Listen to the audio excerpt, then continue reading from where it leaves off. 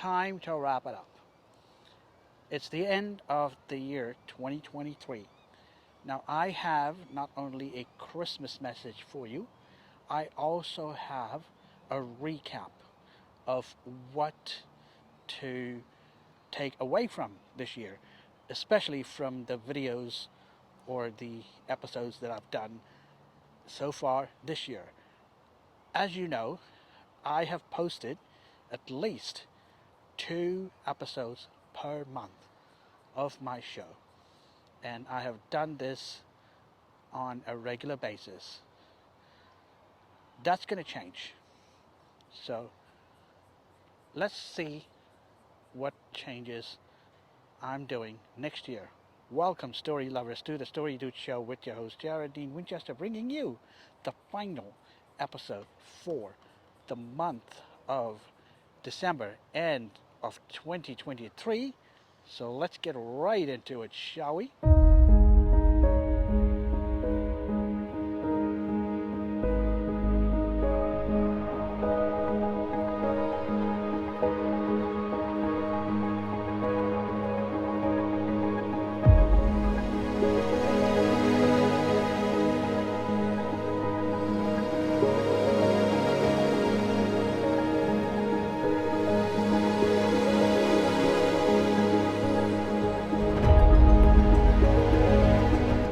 Over the years, like over the course of this year, what I've done is I have, this is the most important things that I've discussed, in my opinion.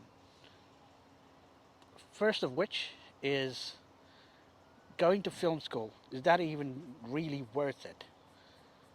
Because I have found a very influential video on YouTube from Tyler Mowry.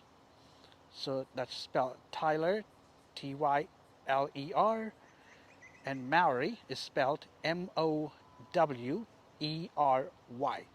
That's the name of the YouTuber that posts filmmaking videos, screenwriting videos, but also what he also does is he puts out videos that actually recommends how he would fix films.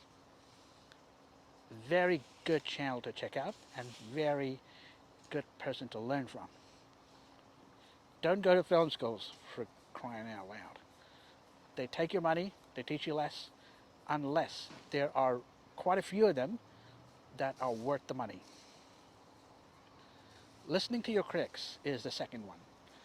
Now, with critics, I do have to be the bearer of bad news. A lot of them are not qualified to be in the industry. They talk the talk. They seem like that they are talking a whole bunch of words that seem that they are smart, that they know what they're talking about, but believe me, they do not have the qualification, in fact, the proper qualification to make that assessment, i.e., film criticism. They use words like unrealistic, not believable, illogical, that sort of thing. That is a red flag. In fact, it should be a red flag. I also have to say that when it comes to filmmaking itself, I discussed that filmmakers are getting carried away. And when I say carried away, in terms of when the story or the plot line is interesting and it's going somewhere, what these guys do, or what these filmmakers do, is they often ruin it. And this is primarily coming from Bollywood and Tollywood. They simply get carried away by having our main character, our protagonist, chase after a love interest needlessly, and they waste half an hour of screen time doing it. Believe me, I have watched such films. Now, there was a promise of the premise in the beginning of these films, but later on, it's completely ruined. It doesn't really matter when the story progresses, when they get back into the story, when they realize that they are getting carried away. That was what I'm talking about. Also, you should not bother aspiring to work in mainstream cinema. That was my main gripes. Because I worked in mainstream cinema for a while as a critic, both as a critic as well as a writer. I have to tell you, it's not worth it, because there are way too many critics who criticize films. They sounds like they know what they're talking about, but they ain't. They don't know the film. They don't know the genre. They don't know what the film is about. They don't know anything. Now, the other thing that I did mention during the year is the experiment that I did. I critiqued, or rather, I handpicked 5 films that were heavily criticized and 5 films that were heavily praised. And as it turned out, the reverse happened to be true, meaning the ones that were heavily praised were the really bad films, and the ones that were heavily criticized were really the good ones. Imagine that. So at the end of the day, relying on your critic, to let you know whether a film is good or bad is a bad investment. It's a bad choice.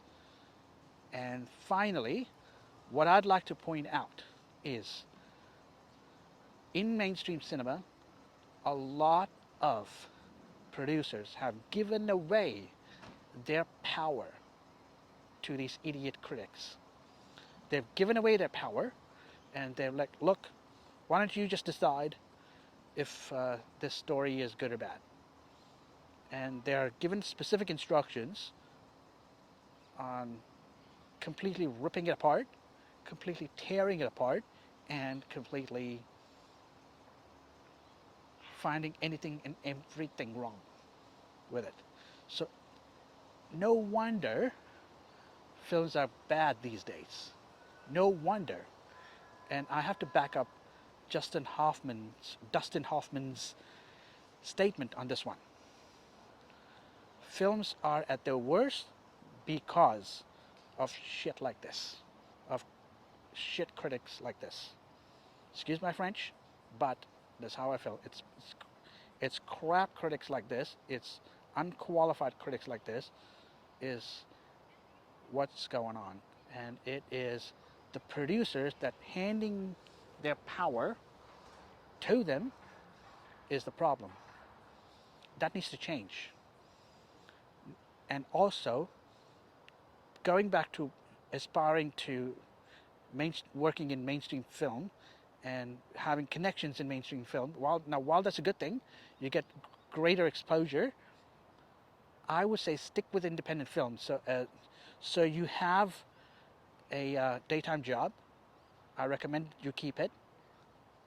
And when money allows, like if you get a bonus or if you get a pay raise, you save that money while taking care of other expenses in your life, like your bills, your regular bills, food, whatever. You save some of that money towards that film you're making. Now, as an example, I'd like to point out that the film Whiplash, which was so popular, that took 12 friggin' years to be made. 12 years. And it was a good film, apparently. So, stick with independent filmmaking, stick with independent producers, stick with those who do not give away their power, and most importantly, I will have to ask you to believe in your characters, believe in your plot lines, believe in your story, and then it will happen.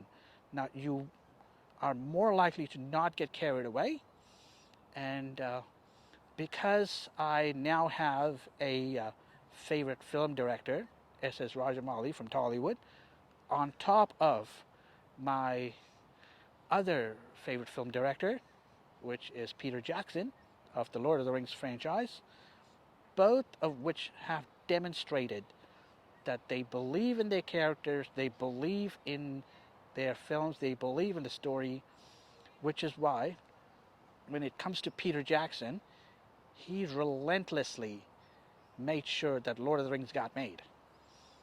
Well, when other mainstream production companies said no to him, he was relentless. He didn't stop there.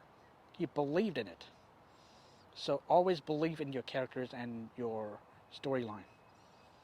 That's what's important, and that's what I'm going to leave it with you on this one. So that is what I'm going to leave the recap for the entire year, but also to close off this video. Now, come this Christmas time, to come Christmas Day, if you are going to watch Christmas films, my recommendation is you do something different. You pick out films that have gay characters. Something different, because this whole boy meets girl film during Christmas time, that's being done to death. I wouldn't recommend it. So I'll leave it right there. So Merry Christmas, Happy New Year, and I will see you in the new year. Thank you for joining me. I post anywhere between 2 to 3 episodes per month of the Story News Show, so be sure to check all of my episodes out. And as always, like, comment, and subscribe. And until I see you again in the new year, don't forget to turn that page.